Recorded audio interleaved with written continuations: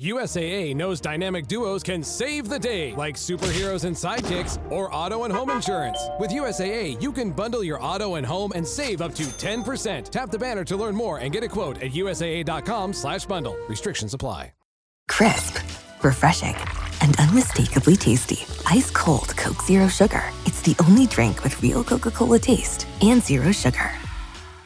Adobe Acrobat, your team's home base. Collaborate within a shared PDF space. You've got your docs, your plans, your specs, and then invite the crew to build what's next. They talk up the teamwork. Here's an updated render. They think that this design could be a contender. And when somebody wonders what's the next step, AI helps you finish the rest. Bolts are tight, now your plan's refined. Run a smoother business when you're all aligned.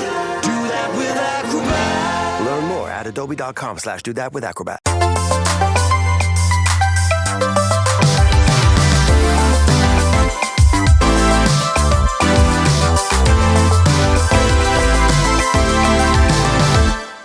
You guys, welcome to another episode of What's Your Issue? My name is Troy McKeady. And I'm Dara Lane. Hello. Hello. We're in the same state, but not the same city.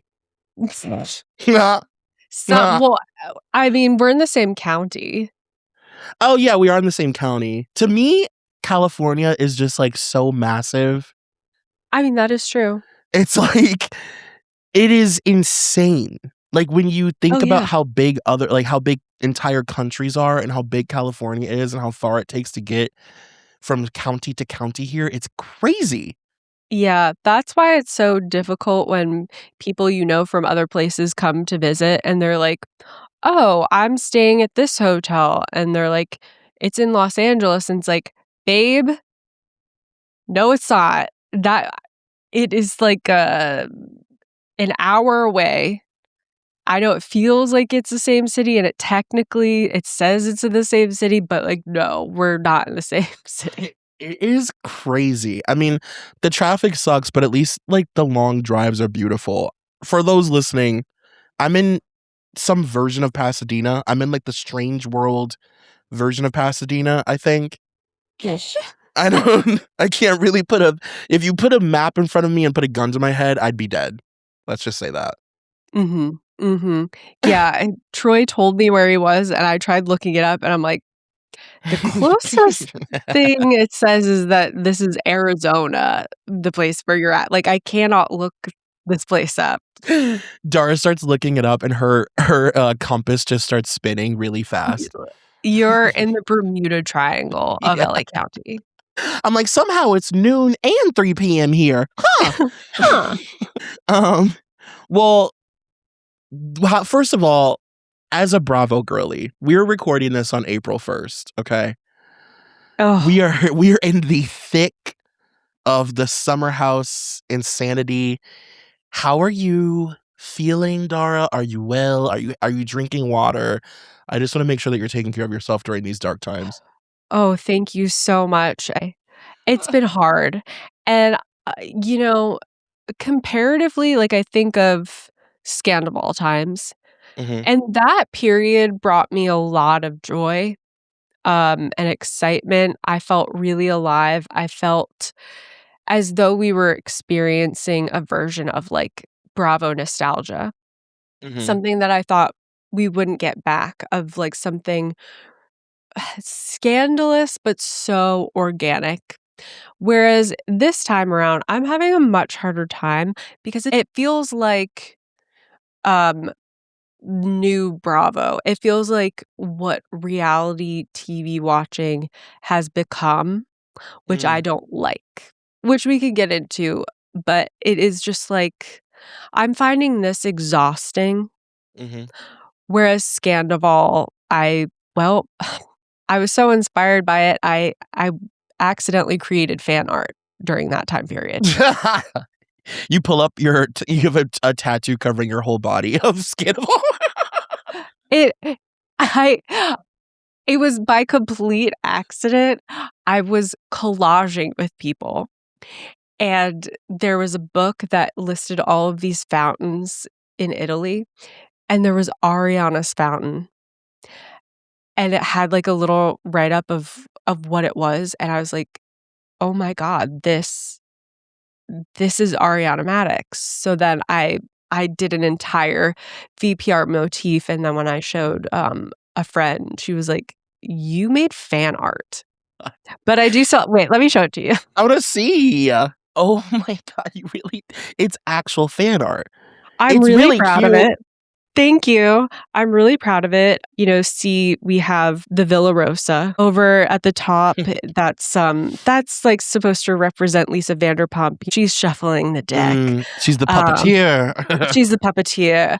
And then we have, you know, Raquel with the devil behind her.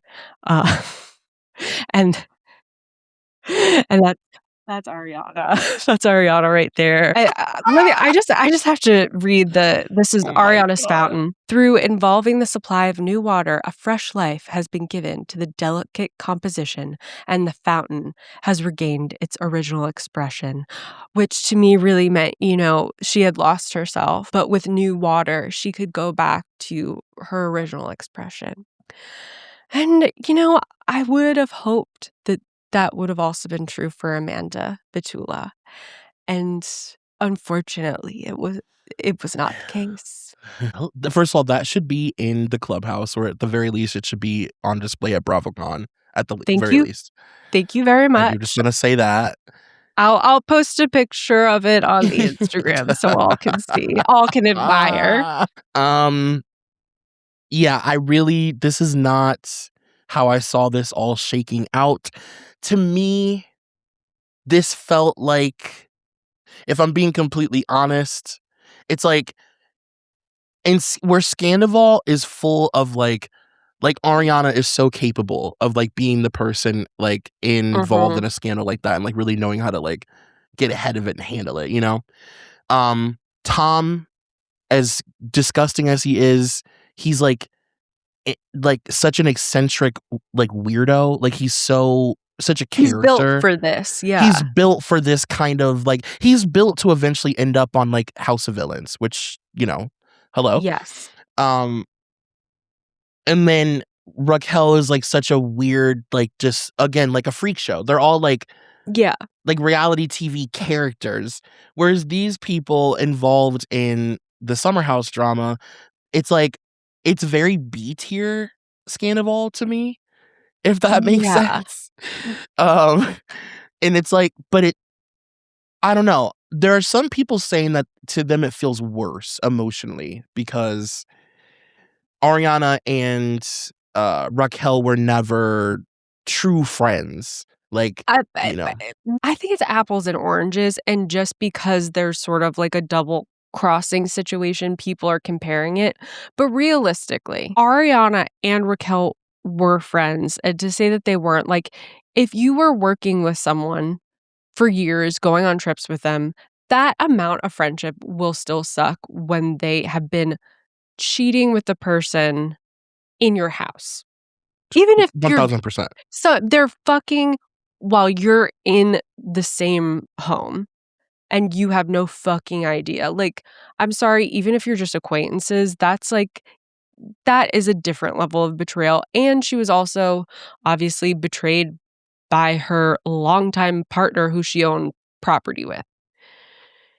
This is really bad, but I will also say we've seen it before. Can you imagine if people reacted this way, season 2 of Vanderpump Rules, where Jax and Kristen fuck during drive in between filming of seasons? I mean, honestly, to me, like I made the comparison that like it's like people who are truly like head in the sand, devastated over this, would never have survived a single season of The Real World. And Yeah. if you did, I don't know how you got, like, I don't know how you were able to emotionally get through Trishelle, like, taking a pregnancy test halfway through the season because she's gotten fucked in the hot tub so much by it's like, you know what I mean? Like, it's crazy, but it's not unexpected for me. It doesn't feel completely so out of left field the way Scandival did. Like, that felt like, what the fuck just happened? This feels like, okay, so they actually did it.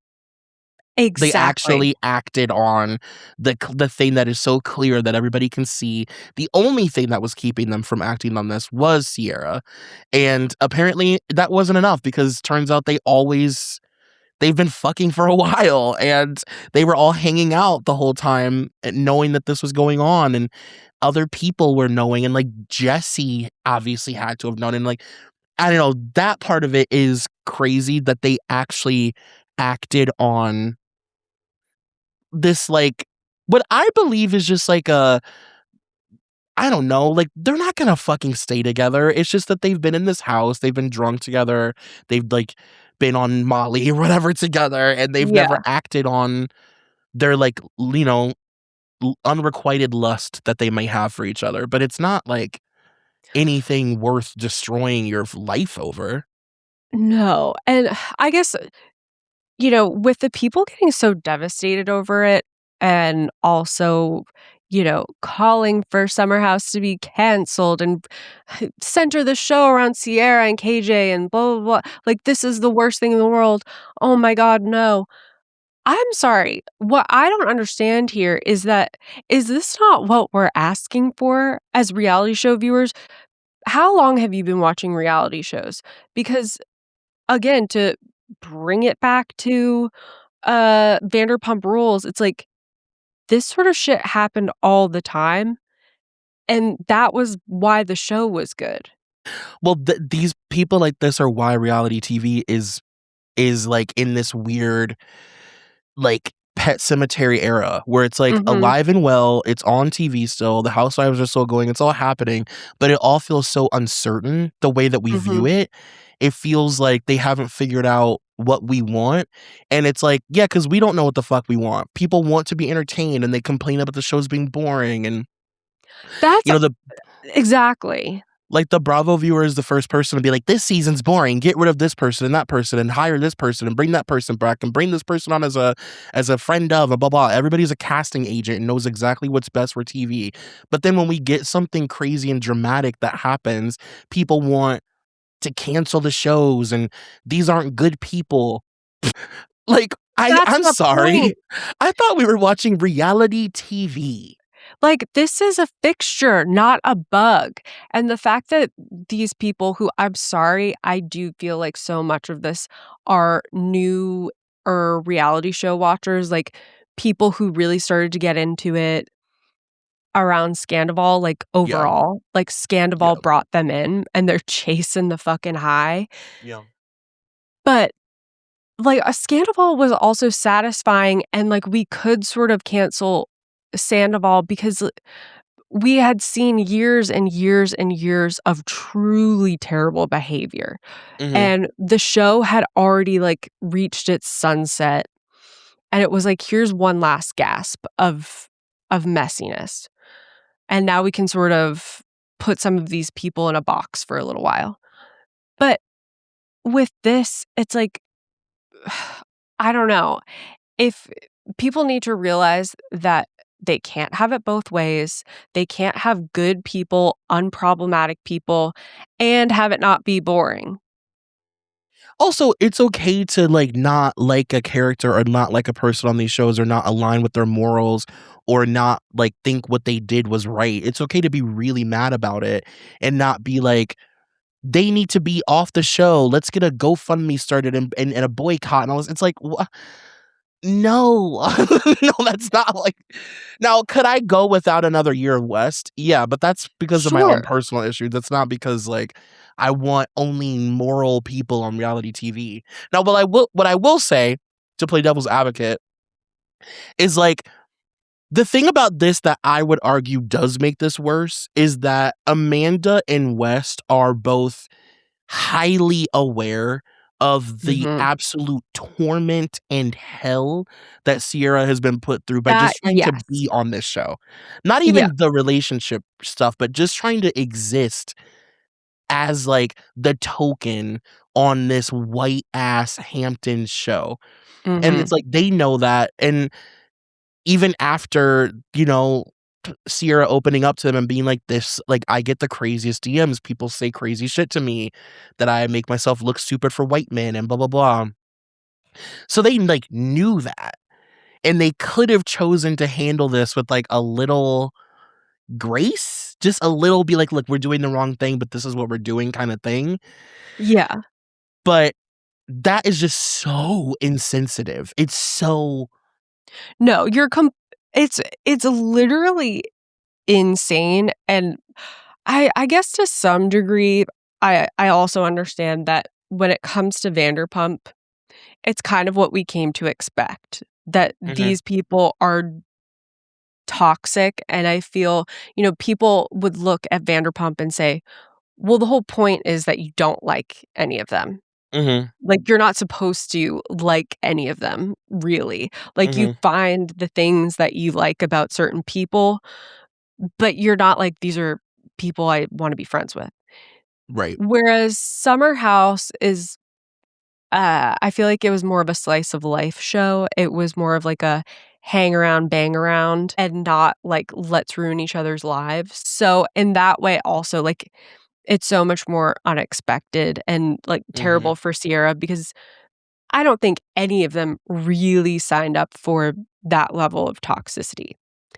But now that we're here, people do need to realize, like, I think a problem here is that people don't know how to watch reality TV the way it's supposed to be watched, which is, the reason why Housewives, I feel, has been on for so long and, like, still always has new life is housewife watchers understand that you're supposed to ebb and flow with the seasons. You can hate one person one season and love them the next and go back and forth and back and forth. And someone can do something really terrible, but you're not necessarily counting them out for the rest of time. I mean, lest we forget, like we've got Phaedra accusing another a cast member or attempted sexual assault. And I mean, we all look at it, we're like, Phaedra, like years later, we've come back around. She was on Traitors. And like I would say it's almost like, especially in the housewives world, it's like, it's something to congratulate if you exist long enough to be all the different things, to be the villain, to be the voice of Mhm. reason, to be the jester, to be the hero, to be the asshole. It's like, look at Luann. Like Luann has been every kind of reality star that exists because it ebbs and flows. And Mhm. like you said, you don't count them out because they do something that you don't align with. That's when you pull the cameras up, baby. Exactly. Well, we're not doing this article, but I did read something in the Housewives article that I just think is very interesting. Far from being a fixed archetype, Housewives portrays womanhood as constantly in flux. Whether they're entering a new season of life or indeed the show, I find it comforting that there are always opportunities for reinvention and redemption. It's never too late to change and evolve. And that article is from The Cut by Lewis Staples called Long Live the Housewives. But that is the crux of Housewives, where these women are evolving both in real life and also just storyline wise, how, where they fit into a group and whether or not they're good or bad from season to season. And because you roll with the punches, you can really enjoy the show. But if it's just like, oh, person does something that's good TV that creates conflict, if we can't kind of roll with it, then what are we going to do? Well, there is no ruling with it anymore because everybody watches everything through like an algorithmic thing where it's Mhm. like you just want to see people on TV that mirror your decision making, your morals, your values, the way you would be with girlfriends, the kind of girlfriend or wife that you are, what kind of mom you are. People just want to see themselves now in every character. And if Yep. somebody isn't like them, they just don't want to engage it. And it's not to say that like West is just eccentric, but like, not to say that that's to excuse their behavior, but it is true. Like, it used to be when shit like this would happen back in the day, we would lean in and get excited because it meant that the next season was going to be crazy. But now people are like, I don't want to see Amanda on my screen. She's evil and I don't want to see her on my screen. It's like, I do. Next season, I want to see now I really want to see her. I was kind 10 of like, times more. yeah.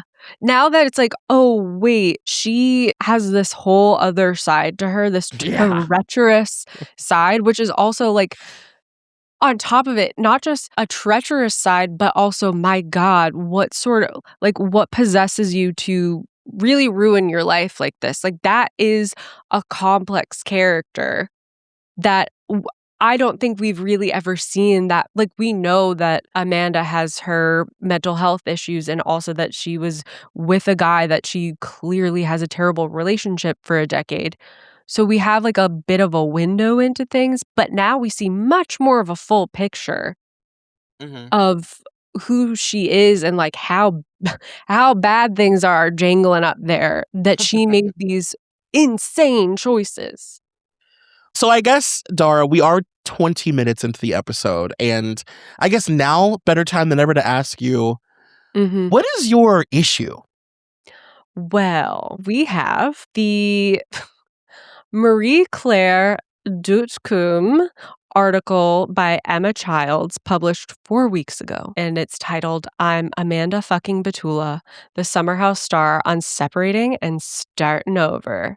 And like, to your point, because you said, we're like learning this new side of her, and like this whole article is basically about like what her arc was like going to be, that she was the phoenix rising from the ashes, that for like a decade, which it's crazy that we've been watching this show for that long, but for like 10 years now we've been watching Amanda play second fiddle to Kyle. She's always in his shadow. She's always the quieter one who's going to bed at 11:30 when he's DJing in the living room or coming home at 4. And it's like, and they're like, finally, now Amanda's ready to step into her own and like take charge and be the Bravo star that she was always meant to be, and like blah, blah, blah. And now all of this just reads as like a cautionary tale, because she really did have the world. I mean, even if you just think about, she started the bathing suit line or whatever, right? She started the bikini line, and like her sponsorships have just been going up, up, up, up, up, especially this season. Oh, yeah. She was about to even be just this month, it's been like constant. Insane. And now she has all this stuff coming out that was pre-planned that now has to come out during this scandal. And it's like, people are not going to want to support your bathing suits the way that they would have. Companies are not going to want to partner with her right now. Parker partnership. Those pictures, did you see those pictures before they pulled them? Oh, yes. I mean, the hottest. I know. Most like, I would say it was a reintroduction. It was like, this is my coming out pictorial. My coming out partnership. No, I feel like it was like, that photo shoot felt like major. And then for it to not even make it the day before they pull it, I mean, what was she thinking? Now, let me just say this. I believe that the crux of all of this with her, and I also think with West as well, I think these are huge, huge self-saboteurs, and especially for Amanda, I think something inside of her was like, this is too much. This is too much visibility. My self-esteem is too low. And not to like turn her into a victim, but just realistically, like to just jump into things with West when, she knows this guy's not ready for a relationship, which also in her head, she might be saying, well, perfect. Like, I want to be with someone who isn't going to be serious. And I'm not saying she should have done this, but if this was just a situation where it was like, there's been so much tension between us over the past couple summers. God, I'm just so horny for him. They could have fucked and nobody had to know. Yeah. She could have gotten it out of her system. Yes. And everybody could have been saved the trouble and she could still go on and do everything. Like, you think West wouldn't be just like totally okay with, we're going to fuck once or twice, we're not going to tell anybody, Right. and then we're going to move on. But instead, she ruined her life. She ruined her life. And she is smart enough to know that this is what would happen on some level. She might have tried to tell herself, no, it might be okay. This feels like a level of self-sabotage and like toxicity and like just self-mutilation. Well, because I mean, listen, I hate to be so like money centric, but like collectively, millions of dollars potentially that have just millions that have just gone Millions. out the window. Like the potential for the amount of money and how excited people were to support her. Like there's nothing like a ravenous Bravo fan base that's excited to buy your stupid product, which is saying a lot given how many dumb products we get beat over the head with on that network. Jewelry lines and perfumes and sunglasses, and Phaedra has a taser. Like literally, and people wanted to support this bitch, and I was like excited. We were also excited for her. Like I actually I want to read a quote from the Marie Claire where they say, this is like the opening, but they kind of talk about like the Tom and Ariana of it all. And they say, before the breakup, hello, Oh. I just made that up. Hello. But the breakup isn't exactly surprising to those who have followed Kymanda's roller coaster for the past 10 years. Cook is the founder of the alcoholic beverage brand Loverboy and has a new side gig as a DJ playing Oonts Oonts EDM on college campuses and in Connecticut casinos. That felt like a read. He's boisterous, emotional, and considered the Peter Pan chapter president of Summer House. Batula is his foil in every way, the creative director and graphic designer who joined Loverboy full-time in 2019, but stepped back in 2025, is understated, sardonic, and a professional bed rotter. In almost every episode, viewers watch Batula fall asleep by 11 while Cook bar hops around the Hamptons until the parties died down. Rumors of Cook cheating confirmed, some unsubstantiated. Occasionally followed him home and became unfortunate, uncomfortable plot points that the two navigated on screen. It makes sense then why Bravo heads are drawing parallels between Batula and Ariana Madix, the Vanderpump Rules star whose long-term boyfriend Tom Sandoval had an affair with their friend and fellow cast member Raquel. Blah blah blah. Maddox's profile exploded. She played Chicago's Roxy Hart on Broadway, placed third on Dancing with the Stars, season 32, and currently hosts Love Island USA on Peacock. Batula doesn't see it. Everyone wants this big Ariana Madix moment for women who go through a breakup, but her situation was so different and so awful, says the New Jersey native.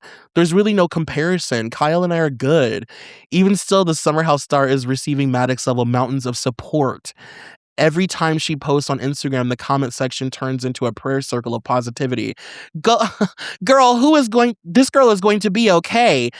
We love seeing you win from fans. Beautiful and strong. And red heart emojis from the Real Housewives, Dorinda Medley and Bronwyn Newport. She had the world in the palm of her hand like 3 days ago. I just can't get over it. I can't get over it. It's so... I'm sorry, like, I can't imagine being so horny. Like, Dara, there's... can we land there for a second? Yeah. Because I've only ever been friends with girls that make destructive decisions like this. I'm always the person being like, no, babe, it's okay. You know what I mean? But usually it's because the guy has some big giant dick, or you've heard that he's so great in bed or whatever. And it's like, I am not confident that West is like so fucking good in bed. Like his charm is so artificial and so it's short stemmed charm. Like it's like charm that has a timer on it and it goes and as soon as that buzzer goes off, it's over and you're never charmed again because you see through it. The second I saw West, I said to myself, oh, this guy would have ruined my life many times over in my early 20s. He might be like raised by a nice feminist mother, so he can say the little talking points. Oh, and he's funny. Oh my God, he makes me laugh. And he's going to stand up for me when things are going wrong. And he's so sweet and blah, blah, blah, blah, blah. And that kind of guy is going to make you feel every single fucking moment that you two are going to fall in love and that he's just 1 second away from it. And it's like, well, no, he's never had a girlfriend before. He's what, 31? He's never had it doesn't seem like a real relationship. No. Sorry, there's a reason for that. This is a guy who is a fuckboy, but was like raised by a liberal mother. Mm-hmm. So And like, he's that's able it. to like get your guard down, Mm-hmm. Mm-hmm. you know? But and then unfortunately, I do think that that's just what Amanda is attracted to. Like, she's attracted Mm-hmm. to emotionally unavailable fuckboys, you know? Like, apparently she just loves bunny rabbit sex because that's what the men give that she hooks up with. Like, I just don't. And the thing about it that's so wild to me is that when you look at the way that West treats Amanda versus how he treats Sierra, it's Yeah. very clear that he, A, has always just been like kind of terrified of Sierra because she sees through his bullshit, Mm-hmm. as most black women do. Like, black women can see through the bullshit in a way that I think a, a girl like Amanda just could spend her whole life never getting there. Mm-hmm. And I think that West is, like, attracted to the fact that he can bullshit Amanda and that she's susceptible to his stupid jokes, and that when she does try to get serious, he can make dumb jokes and never have to, and it's fine. Whereas Sierra demands a little bit more, like, adulthood from him, and he can't Yeah. do it. And I just think it's very telling, like, even just when Amanda was upset and he was like, just the way that he was handling her versus how he handles Sierra was so telling. I was like, wow, Yeah. like, he really, in my opinion, does view Sierra as a conquest and something that would be really amazing to brag about, but, like, he's not looking at a life or a future or even the next month with Sierra. Whereas Amanda, I actually do think he would be, like, in his mind, like, "Oh, Well, okay." yes. That's why a guy like that can tell himself that he is a good guy, even though there's all these women in his wake that he's wronged. Um, because I think in his head, for a time being, for a sliver, he can trick himself into thinking that this is what he wants and blah, blah, blah, blah. Mhm. So he thinks it really comes from a genuine spot, but he's not realizing also, like, how much it's coming from a place of misogyny. Like, I Mhm. believe fully, like, he could make it there in his head for Amanda, and could, like, look at it, ruin his fucking career Mhm. over this, is because he was so pulled into a sort of savior complex with her. Yeah, for sure. And he Yeah. romanticized her as, like, this poor, like, beautiful girl whose self-esteem is low, who, thinks this is the best she can do, and, like, oh my god, the way he yells at her, she was just sitting there, and she's so sweet, and her tits are so huge. If I had those tits in my bed, I wouldn't Mhm. be out till 5 a.m., and Mhm. it's like, "But you would be, buddy. Yeah. 'Cause right now you're feeling it and you're like, "I'm gonna take her away from this place." "Oh, Kyle hasn't fucked her well in years. I'm gonna, like, change everything for her." And then once it's settled, once the statement is out there and it's real, it's like, "Hmm, maybe this isn't what I wanted. It's like, Mm, maybe I huh, do just wanna fuck Bravo fans. Hmm. hmm, Yeah, hmm." and that's what's gonna happen, is she's gonna end up alone with no support from her girlfriends. He's not gonna stick around, and the fans are unfortunately have already turned, and I just don't know what her future looks like now. And I also just think it's so, like, I've been rewatching clips because now, of course, everybody's reposting clips, and, like, Mhm. it's so crazy to, reinterpret things that we watched, and it looks so different now. Like that scene where Amanda was upset and they kept, like, grabbing each other's wrists, and he's like, you could tell that they wanted to be so much more intimate that than they could in that moment. Mhm. Um, but, like, when Sierra did open up about all the racist shit that she deals with for the show, and he was just, like, staring at her with his mouth slacked, and then his response was, like, to make it about him, and, like, he had no sympathy at all for what she was saying.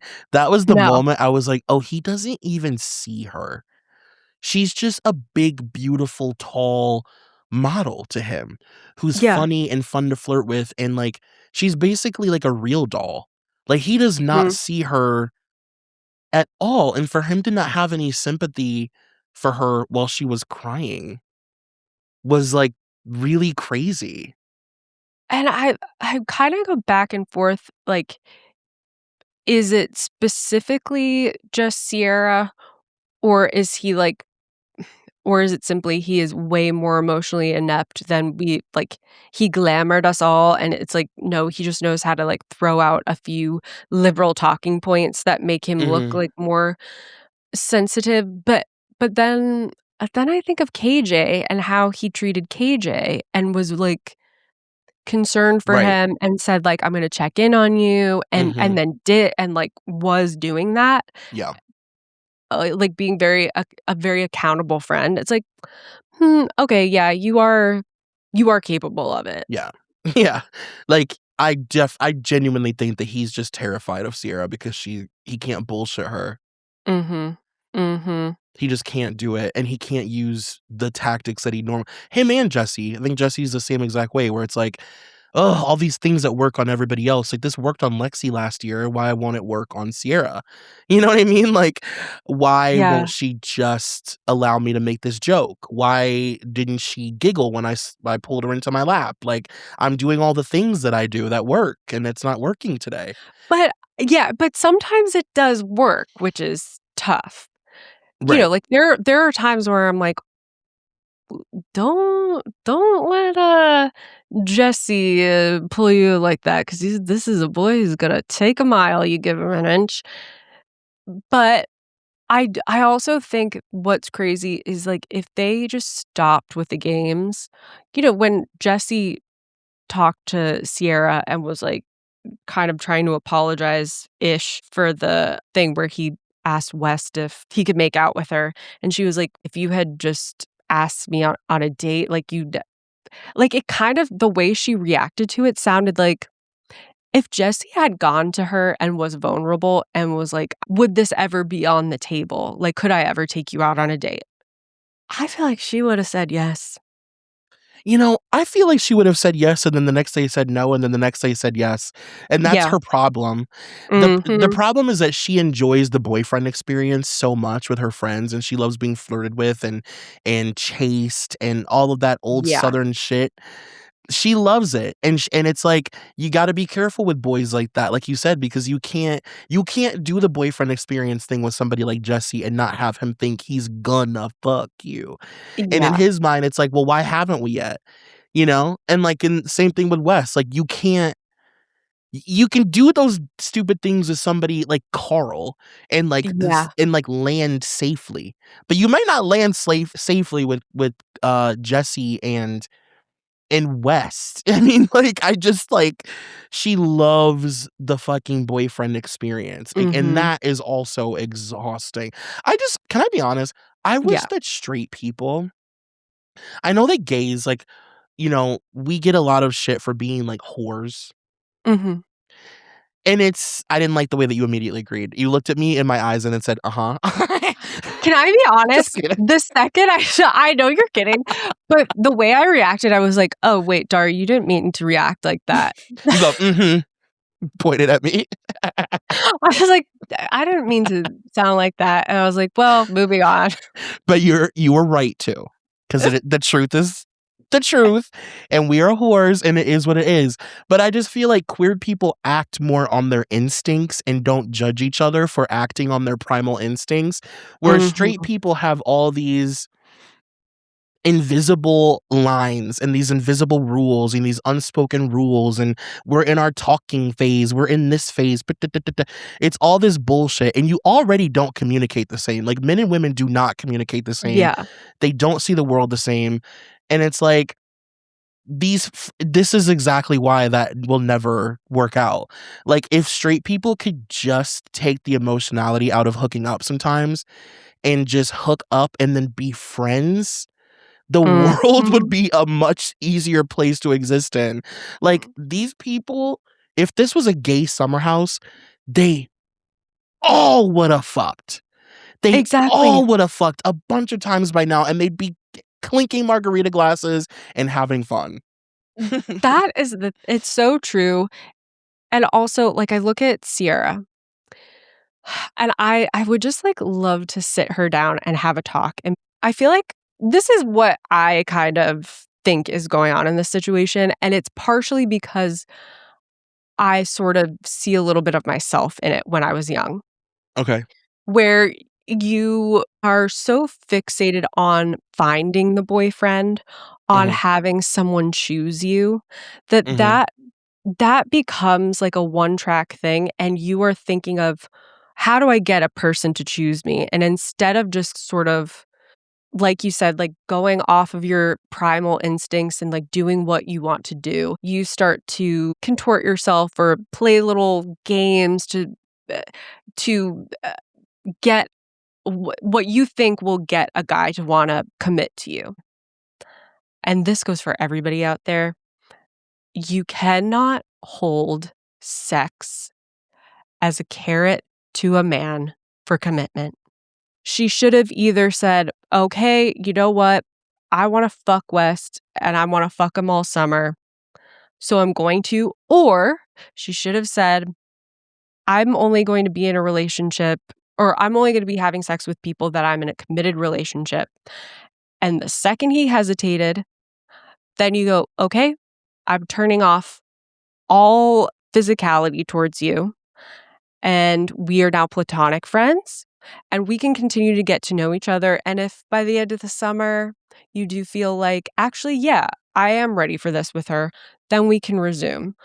But once you, like, hold the carrot in front of the man of, like, "If you can get yourself here, I will fuck you," they start building it and building it and building it up in their head, and whether they realize it or not, it just becomes the challenge. Well, because a man like Jesse is gonna like, that's how they then look at it as, all right, I just have to trick her long enough to get there to like that Mhm, base, to that goal. So I need to be charming enough. I need to make her think I'm funny. Like, a man will then just start performing the version of himself that he thinks that you want to mhm. see in order to like get the thing. And then then he gets the thing, and then you see who he really is because he got it. The formula of that just does not work. I think women think that what they're doing, and I say this as a person who did it, you think that you are being a more attractive, like, wifey sort of version of yourself, and you think that you're protecting yourself from getting in too deep with someone, but if you're still going back to the well in any sort of physical capacity, you're going to build him up in your head, Mhm. because now it's a chase of, like, how do I be the person that he chooses? She would tell you, I did tell him, that I did want to not hiccup and that I'm Mhm. not, not just a fun time girl. What did she call herself? She used like some saying that I had never heard, like Oh, good. yeah. It wasn't good What time was it? gal, but it was like something like that. But no, I think that you're right. I mean, I think that that is. I think that I've always thought this about her from the moment that I met her, that her Southern traditional values work against her. Yeah. Like, she's a debutante living in the modern world and and trying to adapt, and it's like nobody looks at people her age don't look at the world or look at dating the way she does. Maybe if she was still in Texas, it would be one thing, but nobody thinks like 100 that. 100%, 'cause I've always kind of felt, wow, this feels very, early 2000s, like, this is Mhm. how the girlies moved back then. Right. But even though she would say, "Well, I did tell him," it's like, I know, babe, but then in that case, you should have then made the choice, like, to not have any sort of physicality with him and just shut off the flirtation. But you still wanted to, and you still wanted to sleep in bed with him, and you wanted to fuck him. And if you Mhm. had just Yeah. fucked him Yeah. and allowed yourself to fuck and, like, not have it be such a built up thing in your head Mhm. that it means all these other things, maybe you would have allowed yourself the opportunity to realize, "Oh, this guy isn't that great." Well, because at the end of the day, it's like, and I know that this is easier said than done, but it's like, as long as you are not emotionally in turmoil and you're getting your rocks off, and it's like that's what men do. That's what those Mhm. boys would have done to her. Like she did want to fuck him, and it's like she should have just done it and seen if it was worth the hype. And I'm sure it wasn't. And then you move on, and whatever he thinks about it, who gives a fuck? You know what I mean? Like they're like one brain cell away from eating out of a fucking dog bowl anyway. So who cares what they think? They're fucking dumb idiots. And God, I just wanna she has to stop going for, like, this sort of, like, confident party boy thing, like, I'm sorry, It's so you need honestly, you need someone in the vein of Carl who is a dope and is just going to worship you. You cannot be with the type of guy that is going to, like, I don't like, you're a woman to be worshipped, but think that's true of all women. All women need to be with a man who's, like, I don't know, as they say, you need to be with a guy who loves you a little more than you love him. Can I That's the just only say way to though, even the playing field. in her particular case though, it is truly, and I get it. They lived in a house together, they bonded, Yeah. whatever. The potential for the kind of man that Sierra can pull versus like settling for somebody like West is insane. Like Sierra has the potential to pull the kind of man that like her children and grandchildren's grandchildren would eat. Like Mhm. and you're settling for a fuck boy that goes and plays bocce ball in the middle of the day and like is a like he's just so frat boy, dumb, idiot, loser. Like it's just so like it It's just feels also beneath her potential. it's beneath her potential, and also she needs to have an awareness as well that a guy like that, who's not that good looking or, like, is good looking when you pair it with his, like, his humor and all of these things, He's like the you are cutest guy that works at your mall. exactly. You are otherworldly beautiful, and Yeah. you have to realize that even if it doesn't matter to you that you guys would look ridiculous together, it's gonna matter to him. Yeah, Men are exactly. actually not going to think, "Oh, wow, look at this girl on my arm." They're thinking this is what I have thought from day one with West, is that all he could think about was how in every situation, if they were in a real committed relationship, they would walk away from meeting people or whatever, and people would go, "What's she doing with him?" Exactly. And when it's contained in the house and they're filming, it's one Mhm. thing, but when they're out in the world, which is, what happened when they finally went out into the world and tried to, like, exist as something in the real world Mhm. outside of filming the show, it was too much for him. And I do agree Yep. with you. I think that he's too insecure to date a girl like her. And no shade to Amanda, but she's right up his alley. An Amanda insecure is perfect. she's perfect. Like, she will actually be reliant on that idiot to make her feel good and to build her up and tell her she's capable and, Mhm. all of that bullshit. And, like, yeah, can we just really quickly, I'm looking at the Marie Claire photo shoot, Oh, yes. and I'm, like, a bit obsessed, I'm not gonna lie.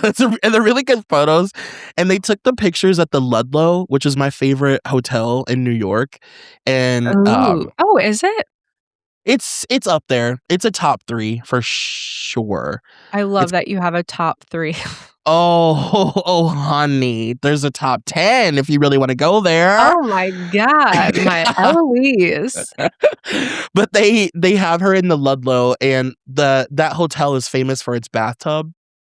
They Oh, all have these big city view, old, copper pipe, really deep soaking tubs, and there's a picture of her, like, standing in the famous Ludlow bathtub in a trench coat. God, this could have been her moment. We would be having such a different conversation right now if none of this had ever happened. I know. It's like I Oh my I god. truly can't get over the self-sabotage.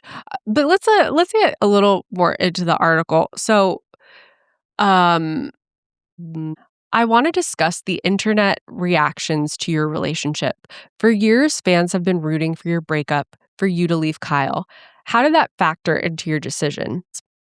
And she says, "It used to make me angry, then it made me sad, then confused. It's part of why it took me longer than it should have to call it quits because I needed to feel 100% secure in my decision and absolutely certain it was mine and mine alone, that it wasn't coming from production, my friends, my family, or the audience. Maybe I would have left sooner if I had ignored it all, but it was so hard to filter out. It wasn't like it was one comment calling you ugly. There were thousands of comments over the years of, why are these two together? I find that so strange Which part? that she thinks that if people weren't like telling her how terrible this relationship was and saying, why are you guys even together? That she thinks she would have left him sooner. Ridiculous. That to me is like, this is why we're here. Yeah. Because you actually, reading the article, I was going, yeah, she actually hasn't figured anything out now to read it in hindsight. Like, she doesn't actually understand like what was really wrong here and like what's wrong with her.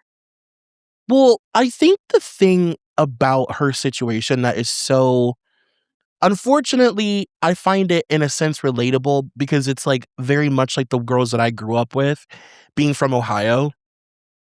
She got married super young, right? Mhm. And like they've been married now for 10 years. And she went straight from living at home to then playing house. Mhm. She's never lived on her own. She's never done anything by herself. Mhm. The real reason that she stayed with Kyle is because he's dad.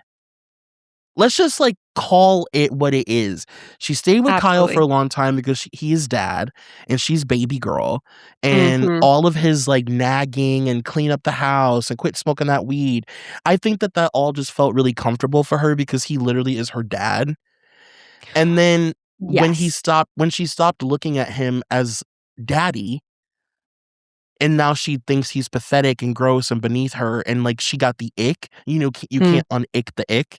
And Mhm. it's like, then that's when we saw that change happen. I don't think it had anything to do with like her discovery or self-growth or anything like that, or because she was like becoming more independent or confident or self-reliant or anything.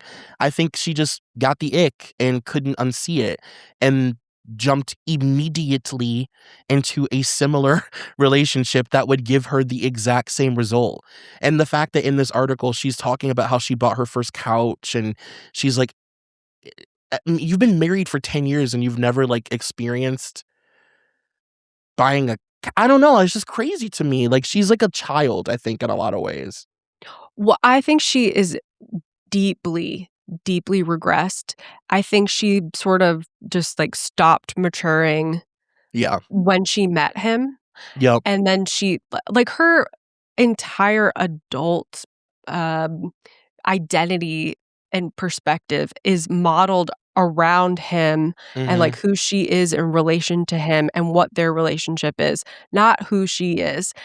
And then on Right. top of it, it wasn't as if she started dating a 34-year-old who was really mature and who understood how to be an adult in a relationship. She was in a relationship with someone deeply immature and unregulated and doesn't know how to communicate. And likes to pretend to be dad And as well. likes to pretend to be dad and be like, "I'm the authority," but also, like, doesn't know how to communicate and be an adult. So, she's looking like, to her, the way they fought, screaming at each other, and, like, the way he treats her and the way she treats him, like, that's all completely normal to her. I'm quite sure it's exactly what was going on with her parents. I think she, like, saw that in her home. Mhm. And then I think that the thing is I have compassion for her that they got together so young, and I think that being with someone who's much older, I think that really warped things for her and her growth. However, she could have been doing it on her own. And if she had actually been doing the work to leave him in a healthy way, when he was talking the way he was talking to her before, Mhm. where West had to come in and take care of her, she Right. didn't have to start a fight. She should have been able to be like, "Kyle, that is completely inappropriate. That's not how you speak to me. Like, we're not doing this." And you don't have to have a fight. I also just think if you're people who are just constantly fighting in front of people and making other people uncomfortable, like, you're both just, like, very immature. That's what I think. I think it's both of them, and I've always felt like that even before all this shit happened. I think that Yeah. people, um, they take Amanda's side inauthentically because they just don't wanna take the side of a man who's yelling at a woman, but Uh-huh. sometimes Kyle has really extremely valid fucking points about the relationship. He always has. Like, they're $500,000 in debt, and you're mad at him for taking these DJing gigs, but you're, like, laying on the couch all day and smoking weed and not doing anything. You're in debt. He's Yeah. he's working to pull you guys out of debt. Like, do you want him not to? You know what I mean? Like, are you gonna be doing that rather than making, like, passive aggressive comments about it in front of everybody all the time? Because that's her thing now, right? Her big retaliation, her, Mhm. like, "I'm a woman now," is to just make passive aggressive little side swipey, side shank comments and, like, humiliate him and embarrass him. That's also so immature and childish and makes everybody uncomfortable. Like, I'm Yeah. sorry, there's nothing worse than the couple, and if you are this couple, you might wanna do some Can soul searching. Yeah. When you're the couple that makes all of your friends uncomfortable all Mhm. the time, like, they don't Mhm. know a night where you're not bringing everybody in and pulling people into separate rooms to talk about what you thought about, and Mhm. like, nobody in their that was fun when we were, like, 19 and 20. It was, like, so Yeah. fun.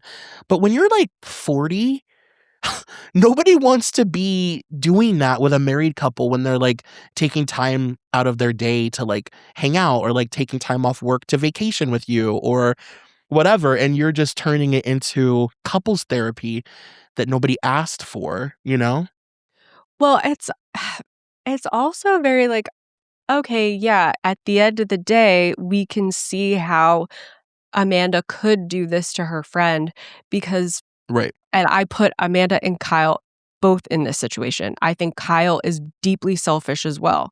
right. Is if you don't think twice about bringing that sort of constant toxicity into a situation where even just like the jabs on both ends, Yeah, if you are willing to do that all the time and you don't see that as being something that would be annoying to other people or that you're outsourcing emotional labor to them too much, it's like, then you're the kind of person that uh, is selfish and would end up doing something like this to your friend. exactly. Because who I mean, RuPaul says it every week. How the hell are you gonna love somebody else when you can't love yourself? It's true. Like, how are you going to be Mhm. a good friend to people when you don't even demand even a crumb of respect from your partner? Like, I mean, Amanda has to be built up to crawl out of bed every fucking day. It's a lot. And Yeah. it's never reciprocated, by the way. It's like rarely is it Paige or Sierra getting built Nope. up by her. It's always them building her up and trying to make her feel like she's worthy and crying about her situation and shit. I've never seen Amanda cry for Sarah. No. You No, know? Like, she and it's so interesting too in the art and what I just read about, like, she lumped the fans in with her friends and family telling her that this is a bad yes. relationship. It's like, I totally understand and can wrap my head around being like, "Well, am I just listening too much to people that don't even know me and are sensationalizing this?" It's no, people who actually know you, who know your relationship, Mhm. are saying this as well, and you have no idea what's going on? Tara, imagine you and Nate watching yourselves on TV for a decade and never changing anything about your relationship ever. Like, just the mental it would almost be harder to be stagnant. Like, it would be Yes. damn near impossible to watch yourself that long and remain exactly the same.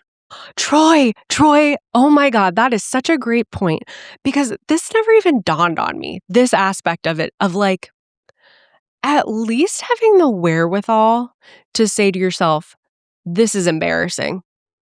It's embarrassing of if anything Embarrassing. else. Yeah. If anything else, it's embarrassing, and if you're gonna stay with him, which that's your prerogative, and if you can't think of the fact that nobody wants to your friends don't wanna listen to you bitch when you're all living in a house together, the fact that you can't even have the awareness that you both look bad.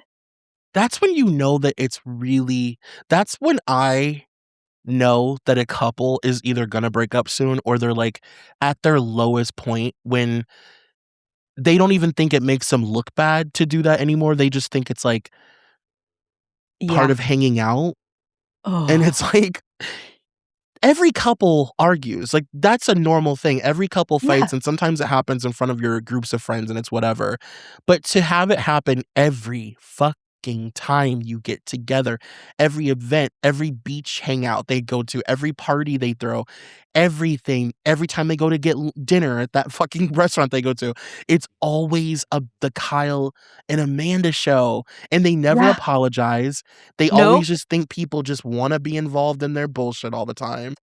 I need everyone to stop that I'm seeing online who are like, "Well, now Kyle's redeemed and this was all Amanda's fault." This this was Jesus Christ. two people, and these people are both equally toxic Totally. and emotionally dense and immature. They are they are what I like to say, perfect for each other, parentheses derogatory. Sure, I get that, yes. Yeah, totally. Which is why her and West are perfect for each other, parentheses derogatory. Mhm. They are. They are. Like, if any I know that it's too soon, but one day, Sierra is gonna look back on this as the greatest blessing that ever happened in her life. Like, "Oh my god, several bullets dodged, found out that your friend is not really your friend."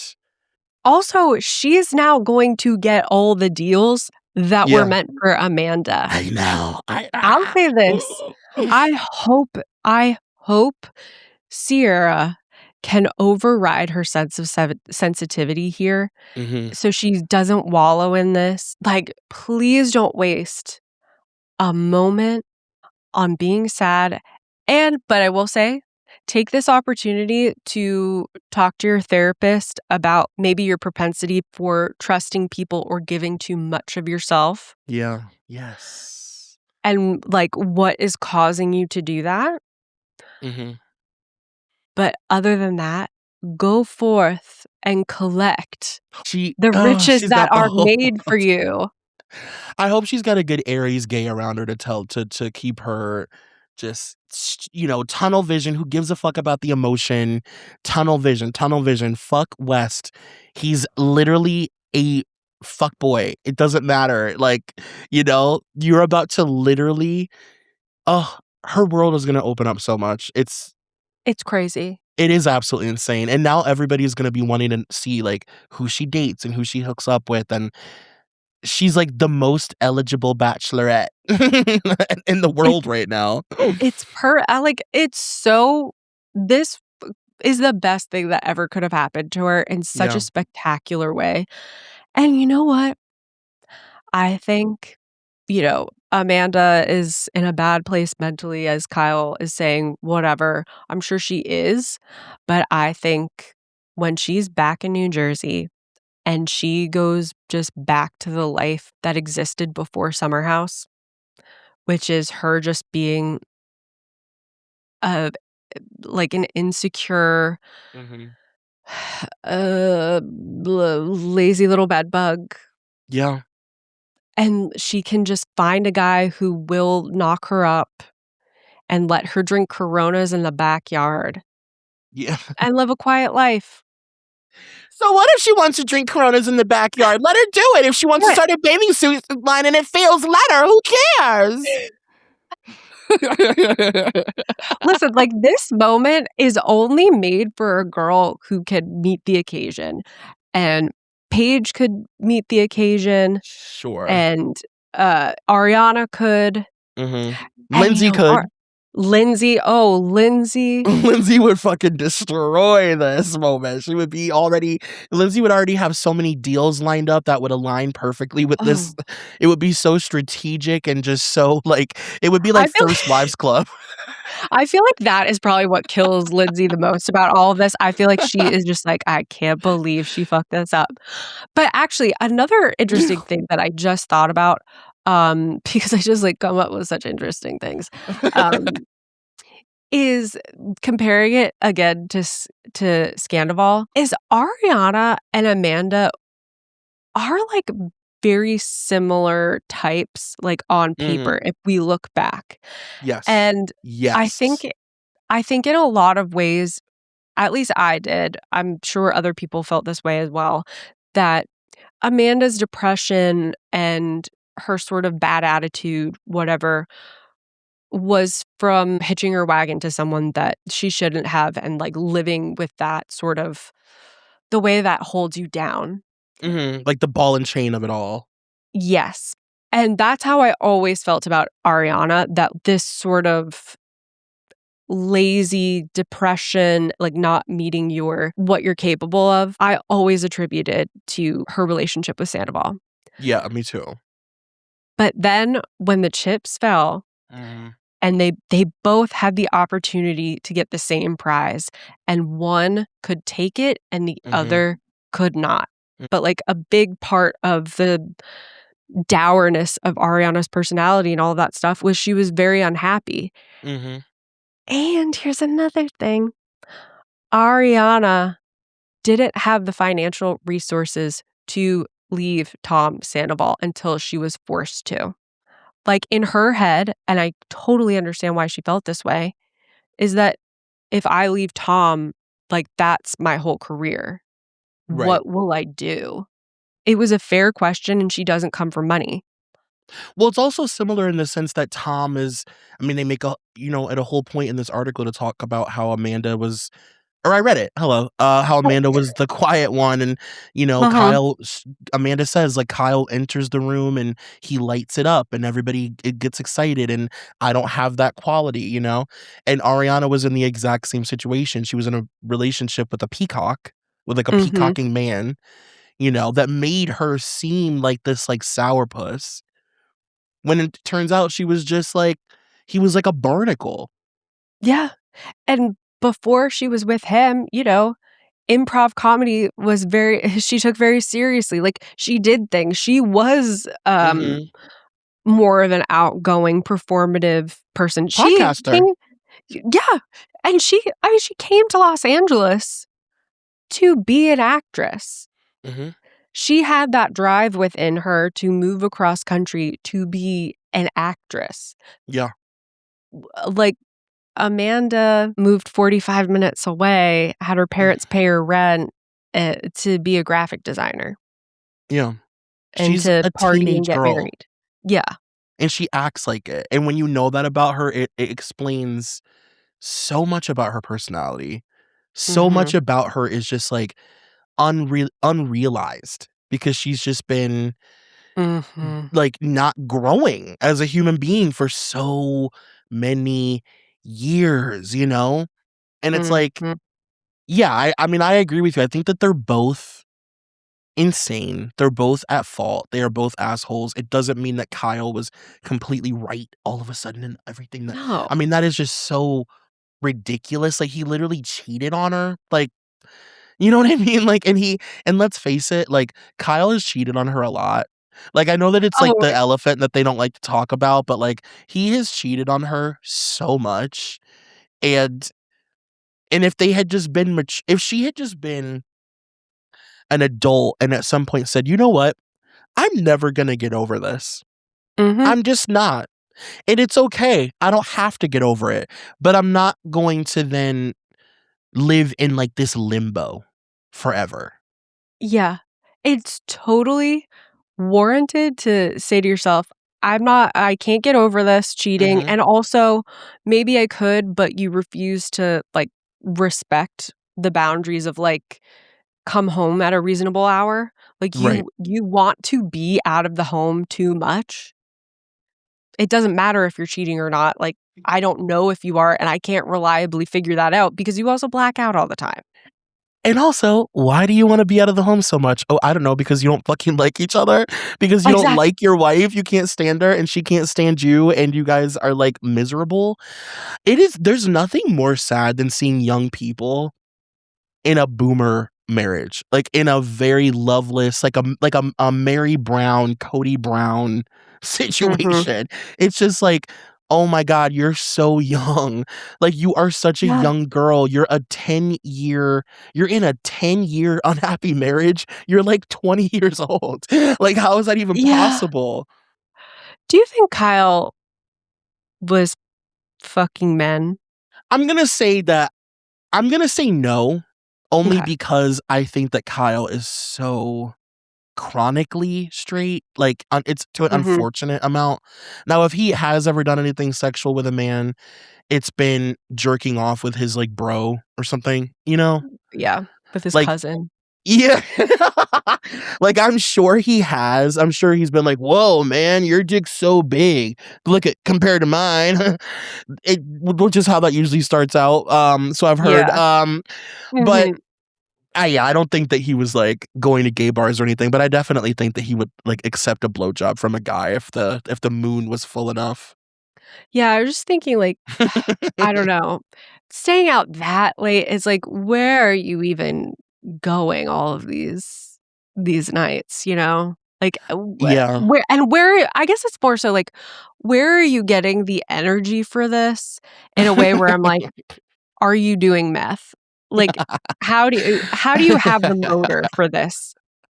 Like, Well, it's the th one thing to be out till 2 or 3, but to constantly be out till 5 a.m., it's like, I don't know how you are doing that and getting up the next day.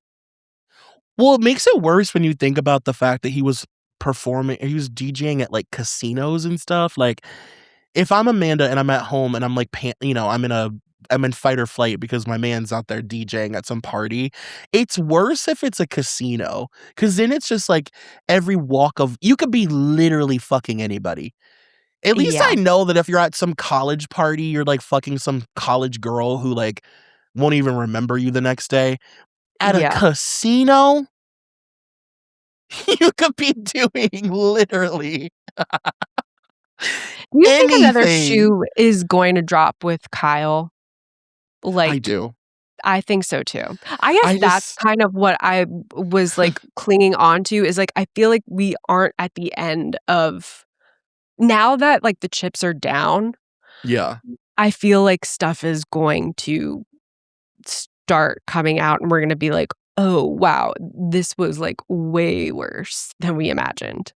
I 1000% think that the guy who for sure was cheating his whole relationship is gonna have some cockroaches start to come out of the woodwork for sure. Start Because to now crawl it's like out. and it's, like, cool now to, like, have I mean, even, like, we've been getting so many DMs from people that are like, "I work here," or I work at this bar," and blah, blah, blah, like, everybody wants to, like, be a part of this right now in Mhm. any capacity. And oh God, I don't think it's over. I really think this is just the beginning. I And think then so they have to film too. the reunion. Troy, that to me is the craziest part.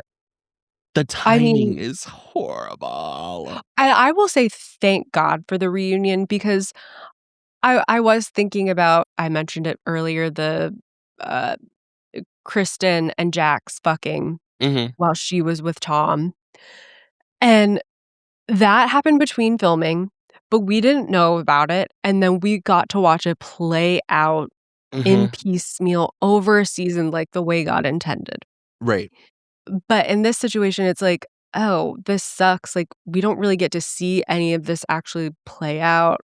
Mhm. But by the grace of God, we get that reunion. If we at least get to Yeah. see something rather than just like hearing it through articles. And I will say this is cruel of me, but unfortunately, I can't wait to watch Wes. Try. No, Oh, he's going to make her look so fucking dumb because he's not going to defend her. He's not going to fight for her. He can barely fight for himself. Good luck with that fucking marble mouth fool when you need somebody at that reunion to protect you. Because guess what? Somebody's always coddling her. Somebody is always coddling her little white crybaby ass, whether it's Paige or Sierra or her parents or whoever. And God forbid you. It's like Lindsay must feel so validated for I cropping her out know. of photos for years because you can't ever come for her. Mhm. She never fights her own battles. And now she's not going to have Paige and Sierra there to fight, to talk for her. And he's going to be her backbone. And what is he going to say? Nothing. Do you think she's even gonna come? I really kind Oh, of can't God. see, like, I want it, obviously, but I kind of can't see a world where she could look everybody in the eye and be Yeah. like, "I have to defend myself." For the first, I mean, Andy would literally, she'd wake up with like a blade to her neck from Andy Cohen, a watch what happens branded knife to I her mean, throat. if she doesn't go, it will be the end of everything for her. Yeah. If she doesn't go and then they can just sit there and talk for her. I would imagine she would at least be advised, like, listen, they're just gonna talk about you for an hour if you don't go. You have to throw a bone into this dog fight. Like, you have to at least be there to say something. You can't have West talking for you. My God. I wonder, okay, so I sort of feel like her parents are locking in to save their Oh baby my girl. God. Yeah. I think they are talking to the foremost, crisis PR person, Mhm. and I can see more things coming out about Kyle to sort of counteract her shit. So Oh, okay. I think things will start to come out about him, and the move is going to be she's a victim here by both men. Yeah. Oh, right. Yeah. And this isn't her morals. She blah blah blah blah. Like, this is not her fault. And also, she's on suicide watch right now. Mhm. And it's going to be stuff coming out about West, stuff coming out about Kyle, and maybe her parents can get her to show up to this reunion and with her talking points and tears, tears, tears. Because she needs to give us some revelations about Kyle and West. She needs to take down Kyle to get people on board with how deteriorated her mental headspace and her self-esteem, like how much Kyle eroded it to get her to this place where she could do this to Sierra. But see, that's why I was so shocked by her statement Mhm. because she's like a young girl, like cool girl that has her finger on the pulse. And like, it's like her and Paige and Sierra would like sit in bed and make fun of somebody that would release a statement like that. Like, it felt very advised. And if I Yeah. were her, if I was like one of her friends, I would be like, you need to make this as like unceremonious as possible. It needs to be you need to like get on like Instagram live and be like, "Oh my fucking god, I did something so dumb. You know how I feel about Sierra. I love her. I acted impulsively because I've been in this loveless marriage for 10 years and I just wanted to fuck a guy and I felt comfortable and had a moment of like we whatever and I don't it's what I did was horrible." Like something human, just a human response, like a real authentic human response, not like it is during this time that I'd like to sit with you and apologize for my it's like, oh, like not like a notes app apology. Like you're smarter than that. Don't be like, "Oh, we're, like, trying to make it work." Like, Yeah. do not try to make it work. Make it out to just be like, you fucked a few times. Mhm. I will say that, like, it also feels so, I don't know, manic, this whole thing. If all these things are true that, they were in Newport last week or something Mhm.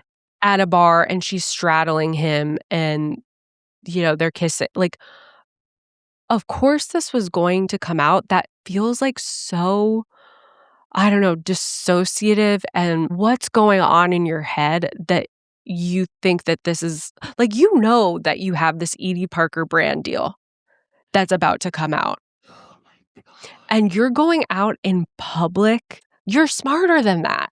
For West? For it's I guess maybe saying, like, this feels like a manic episode is giving her too much credit, but it just feel like, ha what was going on in your brain? It's just so it's ill you know, she's dick sprung. Maybe West is Oh, good in bed because the only way a woman could make yeah. such insane choices is from a climax that scrambles her brain. Maybe me and my friend Katie were talking about this the other day. We were trying to figure out what is it like what is this, you know? And Yeah. Katie was like, she was like, I believe that he's the guy who, yeah, he's not gonna emotionally fulfill you, but he's charming enough that like he gets you to let your guard down and he also goes down on you for like 4 hours. Like he just gives I love to go down on a woman vibes. Oh, and he makes it a little bit his personality. That's what I mean. Like it's those guys that they don't just do it. They make it who they are. It's like Mhm. that Yeah. guy in Sex and the City that you were supposed to pass App. around.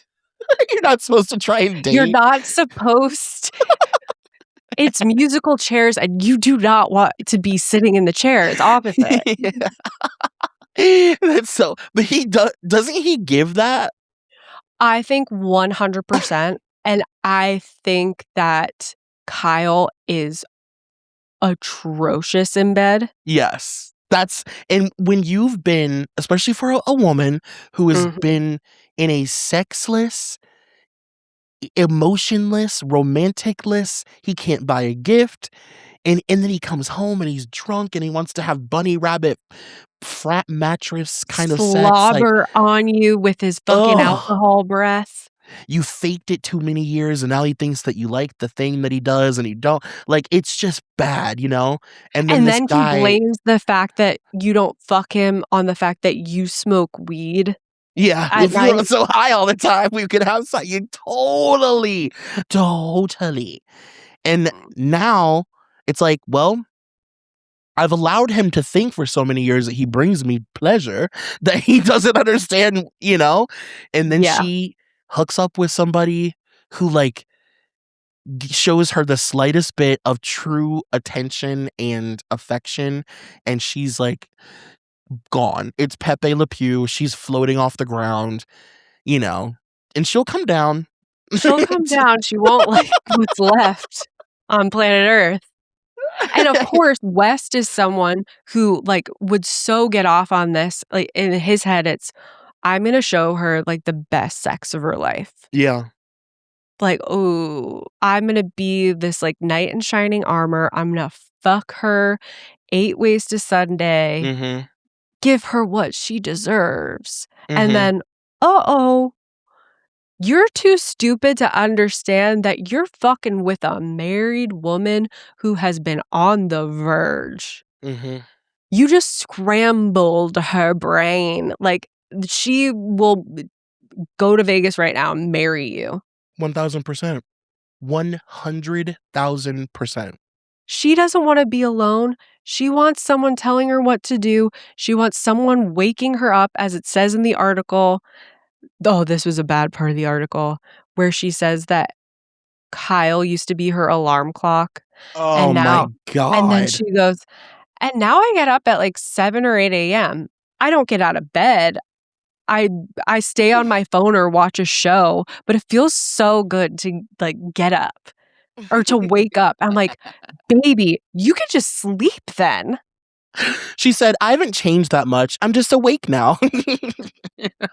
Like, girl, oh my God. This is so frustrating to watch. But it's like Yeah. also, it's like, I'm excited to see how this plays out for Sierra. Like, I'm excited to see what this looks like. Mm. Also, I think what's going to happen with in the city, they might be drastically, if not cutting Amanda out of it Oh. and truly focusing on Lindsay. That's all I've ever wanted. And you know what? Amanda. All I've ever I'm sorry, everybody always hated Lindsay. You know who always loved Lindsay? Me. Lindsay's amazing. She's She's amazing. amazing. And all those girls were mean to her. They were. Sorry. They were. And Lindsay's the only one that ever had any smoke for Amanda. Everybody was so mean to her about it and always judged her. And she got so much shit for cutting Amanda out of that picture. And like, yeah, Lindsay's always had her finger on the pulse. I am a Lindsay Hubbard bitch. Always, always, always. When This is she a is hub there, house. this Okay. is a hub house. Amanda. When she shows up, that show is 10 times better. I'm sorry. Oh Like, my God. when she gets in that house, I'm just like, I feel like I can breathe. We're in safe hands. Yes. We're finally no longer rudderless. Yeah, and like she just knows like what's the new, what is it, not TJ. I'm getting, there's too many like TJ, RJ, PJs on Bravo right now. What's the new guy's name? KJ? KJ. Hello. Too many J's. When she's like KJ and she like ruined his relationship in 2 seconds. And she's like, "Oh, Ugh. sorry, did I say something I wasn't Oh. supposed to?" Girl, like, are you kidding me? She's on her way. I feel like the producers are just like, Lindsay, you gotta Yeah. strap in and put on your boots. We need you right now. Yeah. And she's like, on my way. And she's like, I just wanted to tell Carl I'm proud of you. It's like out of nowhere. It's like, okay, Lindsay's activated. Amanda. But, well, did you have anything else from the article that you wanted to talk about? No, unless you've got something. I mean, the big takeaway is that Amanda is on Prozac, and she wants everybody to know that she's on Prozac now. So as long as you know that, we should be good. I mean, was she even in therapy? I don't feel think like so. I don't think she was. And I remember Kyle did ask her, like, what was it, like last season or something? Can we go to couples therapy? And she's like, no. And like the way that she, in reality, this season should have been them coming into the house saying we've decided to divorce. Like the way that Yes. they are literally not in a relationship and chose to come on this show and film this weird limbo that they're in is just so telling. It's like, why would you Yeah. not have dealt with this before coming to film this show? So now the whole house has to live in they have to wallow in your dark misery. It's like they are like, have you ever seen Ghost? Of course. Okay, you know when like the bad ghouls come, Yes. they take bad people into the shadows. Like Kyle and Amanda are like the bad ghouls. Like they just carry dark energy and they make everything darked out. I mean, she even admits in the article that she kind of saw the writing on the wall. She knew the relationship was over. They just hadn't really like finalized it or admitted it to themselves or whatever. So she was like, I'm just going to focus on my relationships with everybody else. While on camera, your husband says, I love you, and you don't respond. It's like not a great look. Like, these are things No. that you should probably deal with before you go film a TV show that you've been on, by the way, for 10 years. Can you at least put us out of our misery? Jesus, fuck. Can we get enough of you two? Good God. Jesus, fuck. It's Ugh. legitimately insane. They've I been mean, fighting since the fucking twin days, those twins. That's how the long we've been Workus dealing. The twins. Workus twins. That's how long we've been dealing with Kyle and Amanda since Carl was in a love triangle with a twin and a homosexual. That's how long ago this all started. Oh, you Simpler guys. times. Oh my God. I will also say people who like slightly off topic, people who say, "Oh, you could just start watching Summer House season 3." No. No, you I don't want cannot. to hear your opinion if you think that you can see. You mean you're going to skip this season when we have the revelation that the best head Carl ever got was from a man? Carl, I need you to admit right now the best head you ever got. I will never forget that he kept saying was off a guy. The best head you ever got was off a guy.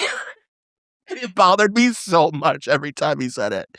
Admit it, Carl. Admit it that you have one ball and the best head you ever got was off a guy. Fucking Steven.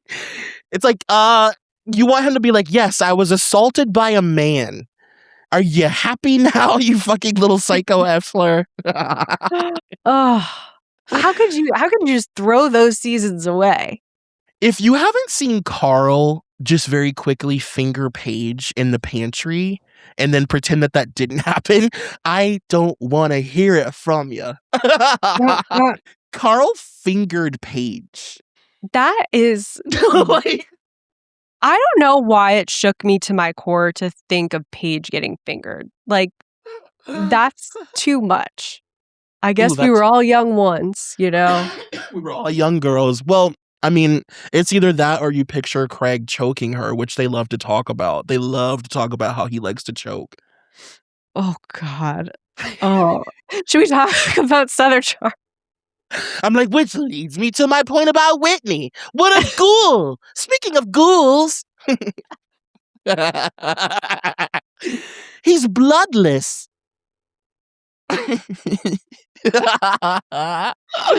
Oh, wow. We really made a meal out of this one. Damn, it feels good to talk about Bravo sometimes. God I damn. know. I just had to get this out. I've just been spiraling, spinning out, needing to just, part of me was like, I don't know. Will people like it if we're just talking about Bravo?